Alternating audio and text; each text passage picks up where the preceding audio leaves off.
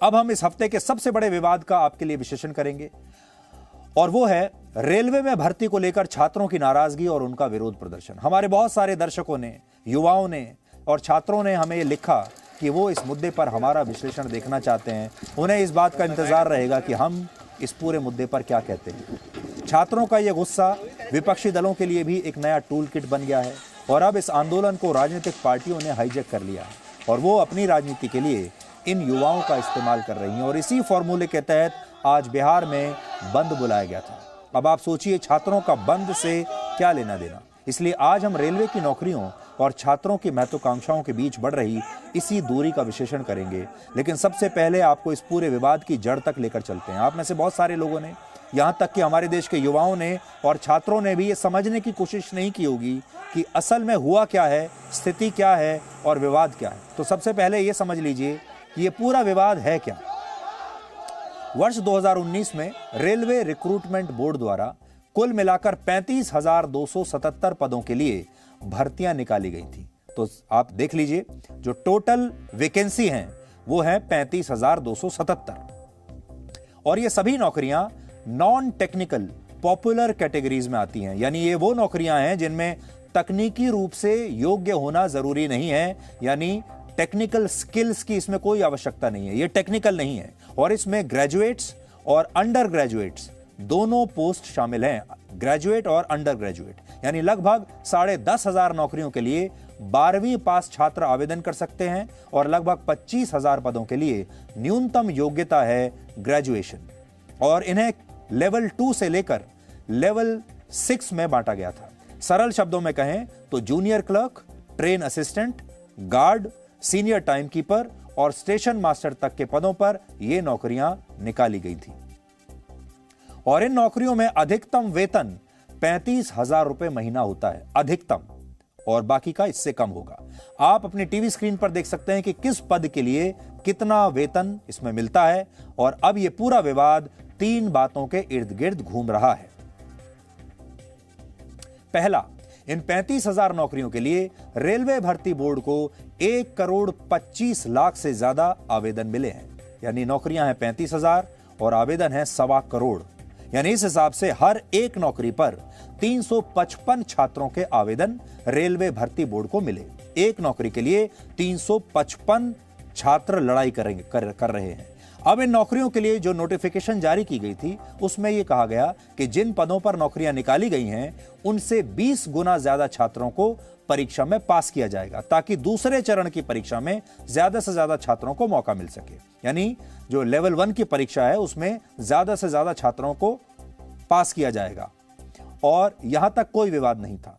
Railway ने इस वादे को पूरा करते हुए 14 और 15 जनवरी को पहले चरण का जो रिजल्ट घोषित किया उसमें जितनी नौकरियां हैं उससे 20 गुना ज्यादा छात्र पास कर दिए गए।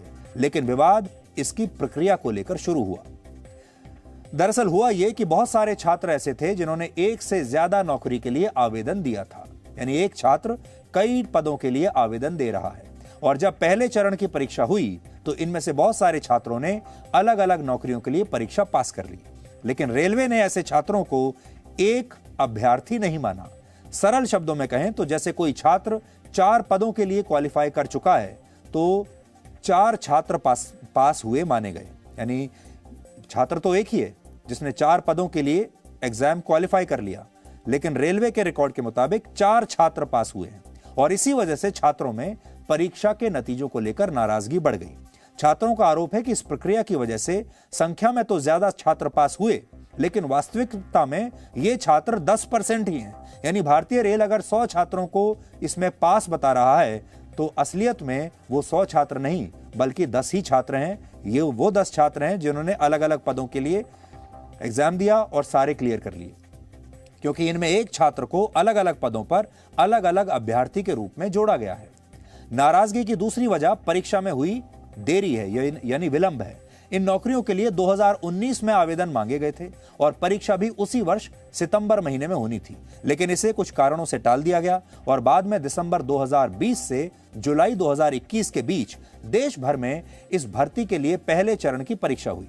उसी परीक्षा के नतीजे 14 जनवरी 2022 को घोषित हुए हैं, यानी इसी महीने, और अब इसके दूसरे चरण की परीक्षा 15 फरवरी को होनी थी, लेकिन छात्रों के विरोध प्रदर्शन के कारण अब इस परीक्षा को भी टाल दिया गया है, आगे बढ़ा दिया गया है। रेलवे भर्ती बोर्ड का कहना है कि परीक्षा में देरी की वजह है इन नौकरियों के लिए करोड़ों की संख्या में आए आवेदन। एक और बात, रेलवे बोर्ड ने 24 जनवरी को कहा था कि ग्रुप सी की लेवल 1 की परीक्षा 2 चरणों में होगी, जबकि छात्रों का कहना है कि सरकार दूसरी परीक्षा उन पर थोप रही है क्योंकि नौकरियां निकालते समय इसका जिक्र पहले से किया नहीं गया था। यानी छात्र सोच रहे थे कि एक ही परीक्षा पास करनी होगी, अब सरकार कह रही है कि 2 परीक्षाएं पास करो। जबकि भारतीय रेल का कहना है कि छात्रों ने नोटिफिकेशन को ठीक से पढ़ा नहीं, क्योंकि उसमें इस बात का साफ साफ स्पष्ट रूप से उल्लेख किया गया है। और नाराजगी की तीसरी वजह यह है कि ग्रेजुएट छात्रों ने भी जूनियर क्लर्क और टाइम कीपर की नौकरी के लिए आवेदन कर दिया है, जिसकी वजह से 12वीं पास छात्रों को लगता है कि इससे उन्हें नौकरी मिलने की संभावनाएं कम हो जाएंगी। यानी जिसकी मिनिमम क्वालिफिकेशन 12वीं क्लास है, पास होना चाहिए, उसमें जो ग्रेजुएट्स हैं वो भी उसी नौकरी के लिए आवेदन कर रहे हैं। और अब ये छात्र चाहते हैं कि केंद्र सरकार ग्रेजुएट छात्रों को ऐसा करने से रोके और अलग अलग श्रेणी इसके लिए बना दी जाए। कुल मिलाकर कहें तो इस समस्या की जड़ में यह भर्ती नहीं है, बल्कि इन नौकरियों की भर्ती प्रक्रिया है। और एक एक नौकरी के लिए लाइन में लगकर खड़े हुए सैकड़ों छात्र हैं। जब एक नौकरी के लिए 350 छात्र लड़ेंगे तो फिर यही होगा। और इसी वजह से हाल ही में उत्तर प्रदेश और बिहार में छात्रों ने विरोध प्रदर्शन किया था और इस दौरान प्रयागराज में उन पर पुलिस ने लाठीचार्ज किया और पटना में भी उन पर वाटर कैनन का इस्तेमाल किया गया। हमें लगता है पहली बात जो आज हम छात्रों से कहना चाहते हैं कि छात्रों पर यह बलपूर्वक कार्रवाई नहीं होनी चाहिए थी। ये छात्र हैं, ये हमारे देश का भविष्य हैं, ये कोई अपराधी नहीं है, ये कोई आतंकवादी नहीं है, ये किसी का कुछ लूट कर भागे नहीं, किसी का कुछ छीन कर भागे नहीं, अपना हक मांग रहे हैं और इनसे आराम से प्यार से बात की जानी चाहिए थी, लाठी से नहीं। क्योंकि ये छात्र राजनीति करने के लिए सड़कों पर नहीं उतरे थे, ये तो सरकार से नौकरी मांग रहे थे। हालांकि गया में जिस तरह कुछ छात्रों ने ट्रेनों में आग लगाई वो भी सही नहीं माना जा सकता। और यहां पर हम ये कहना चाहेंगे कि इन छात्रों को ऐसा काम नहीं करना चाहिए था। अगर आप उसी भारतीय रेल की ट्रेन्स में आग लगा रहे हैं और उसी में आपको नौकरी भी करनी है तो ये कैसे चलेगा। तो हम ऐसे छात्रों से कहना चाहते हैं कि इस तरह की हिंसा से बचिए। लेकिन इन छात्रों की बातें और इनकी आवाज आज पूरे देश को सबसे पहले सुननी चाहिए और फिर हम आगे की बात आपको बताएंगे। हम छात्रों के साथ धोखा हुआ है। 20 लाख रिजल्ट बोल करके 3 लाख रिजल्ट निकाला गया है। एक ही बच्चों पर 4-4 5-5 सीट दे दिया गया। हम छात्रों के साथ नाइंसाफी हुई है। कल भी प्रोटेस्ट किए थे। प्रोटेस्ट के बाद हम लोगों पे लाठियाँ चली, आंसू गैस के गोले चले। रात 10 बजे हम लोगों ने रिलीज किया। 500 लोगों पे अभी भी केस है। हम लोग केस मुकदमा से डरने वाले नहीं है। सरकार जो इस तरह का नीति लाती है इसका जवाब कौन देगा। 1 महीना पहले बताइए आप लोग सर, 1 महीना पहले कहाँ का ये नियम है कि आप बोल दीजिएगा आपका 2 एग्जाम होगा। ये कहीं का नियम है। वैकेंसी लाइएगा आप 2018 में, फॉर्म भरवाए 500 रुपया लिए, उसका सूद ब्याज कितना हो जाएगा वो उससे हम लोग नहीं डरते। और 500 रुपये ले लीजिए, उससे हम लोग नहीं डरते। लेकिन हम लोग का जो मांग है, हम लोग को जो चाहिए सही से परीक्षा लीजिए, सही से सब चीज कीजिए, वो कीजिए। लेकिन आप रिजल्ट में धांधली करते हैं, परीक्षा लेट लेते हैं। अगर 2 एग्जाम लेना ही था तो सरकार को उसी टाइम में या रेलवे बोर्ड को उसी टाइम बता देना था कि हम डबल एग्जाम इसमें लेंगे। उस टाइम से बच्चे अपना तैयारी में रहते। अभी ये 20 दिन पहले और 25 दिन पहले ये अब बताया जा रहा है कि नहीं आपका CBT 2 भी लेंगे, तो ये कतई अथी नहीं है। रिजल्ट आया सर, उसमें बोला गया था 20 टाइम कैंडिडेट्स को लिया जाएगा। तो वो क्या है सर, 20 टाइम्स लिए हैं। दिख रहा है कि 20 टाइम्स है, हर चीज का मल्टीपल 20 टाइम्स है। बट वो है कि सर नंबर रोल नंबर है, ना कि वो कैंडिडेट है। यूनिक कैंडिडेट सिर्फ 3.5 लाख के आसपास ही है। जैसे एक लड़का कोई ग्रेजुएशन का है, उसका लेवल 4 में भी है, लेवल 5 में भी है, लेवल 2 में भी है, क्योंकि वो इंटरमीडिएट के भी एप्लीकेबल है और ग्रेजुएशन के लिए एप्लीकेबल है। हमारी मांग है कि जो एग्जाम दिया है उसको वापस लेना होगा और NTPC का जो रिजल्ट दिया है उसमें भारी पैमाने पे जानती हुई है, उसको रद्द करते हुए पुनः एग्जाम लेना होगा। असल में हमारे देश की समस्या ये है कि हमारे जो छात्र हैं वो गुस्से में हैं, नाराज हैं और युवा हैं, गरम खून है और ऐसे में बहुत बार गलतियां भी हो जाती हैं, बहुत बार हिंसा भी हो जाती है, तोड़फोड़ भी हो जाती है। लेकिन अभी तक अच्छी बात यह थी कि इन छात्रों का कोई नेता नहीं था। अब इन छात्रों में से नेता निकल आए हैं और जैसे ही ऐसे आंदोलनों में नेता पैदा हो जाते हैं वैसे ही पॉलिटिकल पार्टियां इन्हें हाईजैक कर लेती हैं। और अब इस देश के बड़े बड़े नेता इन छात्रों को ये कहकर बहका रहे हैं कि आप भी वही करिए जो कि किसानों ने किया था।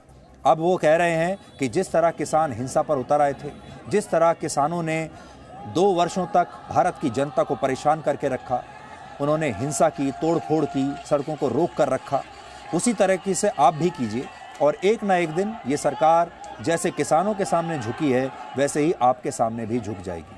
ये कहकर इन छात्रों को भड़काया जा रहा है। अब आप सोचिए, इन छात्रों को आप देखिए, इन युवाओं को देखिए, इन्हें आप क्या मानेंगे?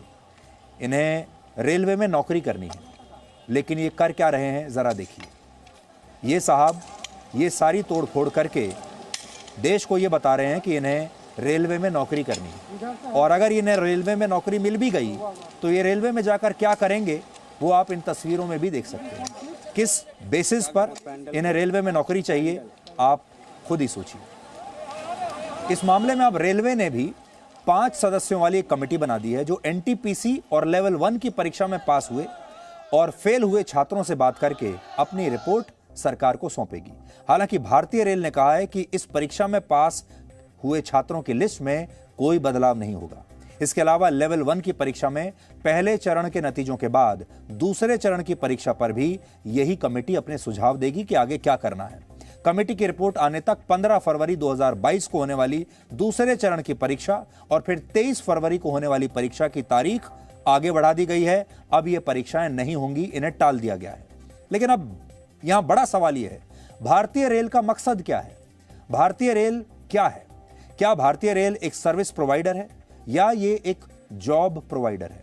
भारतीय रेल का मकसद क्या होना चाहिए? ये यातायात के लिए बनी है कि इस देश के करोड़ों लोग एक जगह से दूसरी जगह जा सकें, या फिर ये नौकरी देने का एक प्लेटफॉर्म है? भारतीय रेल में इस समय 12 लाख से ज्यादा कर्मचारी काम करते हैं, 12 लाख, और इस लिहाज से ये दुनिया की 7वीं सबसे ज्यादा रोजगार देने वाली कंपनी है और भारत की पहली सबसे बड़ी रोजगार देने वाली कंपनी है जो 12 लाख लोगों को रोजगार देती है। यानी एक तरीके से हमने भारतीय रेल को एक रोजगार देने वाली विशाल फैक्ट्री के रूप में तब्दील कर दिया है। इसका जो मुख्य मकसद है वो रेल चलाना नहीं बल्कि रोजगार देना बन गया है, जबकि भारतीय रेल का काम नौकरियां देना नहीं बल्कि यात्रियों को यातायात की और परिवहन की अच्छी सुविधा उपलब्ध कराना है। और इसका मकसद देश को मजबूत रेल कनेक्टिविटी देना है ताकि व्यापार के लिए भी ये उपयोगी साबित हो। लेकिन अभी ये सिर्फ नौकरी देने का एक साधन बनकर रह गई है, ये एक जॉब प्रोवाइडर बन गई है। अक्सर हमारे देश के लोग देरी से चलने वाली ट्रेनों की शिकायत करते हैं, ट्रेन में गंदगी को लेकर नाराजगी जताते हैं और कहते हैं भारतीय रेल का तो कुछ नहीं हो सकता, बड़ी बेकार सर्विस देते हैं, बड़ा बुरा हाल है भारतीय रेल का। लेकिन जरा सोचिए, अगर हम भारतीय रेल को केवल रोजगार देने का एक माध्यम मान लेंगे तो वो अपने यात्रियों को अच्छी सुविधा देगी भी कैसे? भारतीय रेल में 12 लाख कर्मचारी तब काम करते हैं जब रेल नेटवर्क के मामले में अमेरिका, चीन और रशिया जैसे देश हमसे आगे हैं। उनके जो रेल नेटवर्क हैं वो हमसे बड़े हैं। पूरी दुनिया में सबसे बड़ा 2.5 लाख किलोमीटर लंबा रेल नेटवर्क अमेरिका के पास है। इसके बाद चीन में 1 लाख किलोमीटर, रशिया में 85,500 किलोमीटर और भारत में 67,956 किलोमीटर लंबा रेल नेटवर्क है।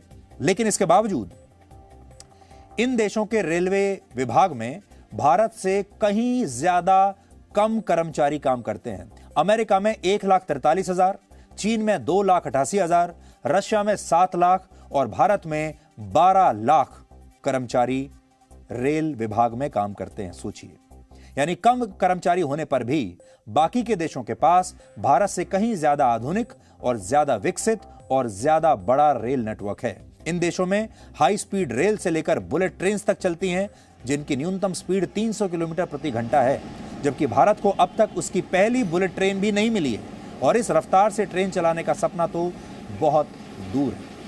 आपने वो कहावत जरूर सुनी होगी, सोने का अंडा देने वाली मुर्गी। ठीक इसी तरह हमारे देश में भारतीय रेल को भी नौकरियां देने वाली एक मुर्गी बना दिया गया है और इसी वजह से जब भी रेलवे में नई भर्तियां निकाली जाती हैं तो करोड़ों आवेदन आते हैं और बाद में हर बार इसी तरह का विवाद होता है। अब एक और उदाहरण देखिए, 2018 में भारतीय रेल ने अलग अलग पदों पर 90,000 नौकरियां निकाली थी जिनके लिए 2,30,00,000 लोगों ने तब आवेदन दिया था। यानी तब एक नौकरी के लिए 255 छात्र लाइन में लगे थे और आज भारतीय रेल की एक नौकरी के लिए ये 255 से बढ़कर 355 छात्र लाइन लगाकर खड़े हैं। एक नौकरी के लिए 355 छात्रों की लाइन है। यानी पिछले 4 वर्षों में नौकरियां तो बढ़ी नहीं, उतनी ही हैं, लेकिन जितनी नौकरियां पहले से हैं उनमें हर एक पर 100 छात्रों की संख्या बढ़ गई है। तो सवाल यह है, इतने सारे लोगों को भारतीय रेल में नौकरी कैसे तो मिलेगी और इन्हें भारतीय रेल में ही नौकरी क्यों चाहिए? इस सवाल का जवाब बहुत दिलचस्प है और शायद हमारे जो युवा साथी हैं, जो छात्र हैं, उन्हें भी नहीं पता होगा इसका जवाब।